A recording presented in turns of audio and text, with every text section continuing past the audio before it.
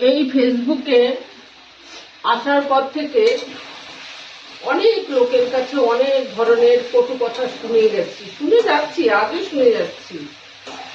সত্যি প্রত্যেকটা আপন মানুষদেরকে পর করে দিয়েছি, একা একা চলছি। এখনো সবাইকে সাইডে রেখে একাই চলে যাচ্ছি, সংগ্রাম চালিয়েই যাচ্ছি।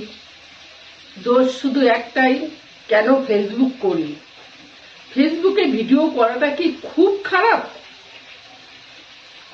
আমি এইটুকু বুঝি না যে আমরা যারা ঘরে থাকি আমাদেরও তো একটা সময়ের ব্যাপার আছে, মন মানসিকতা আছে।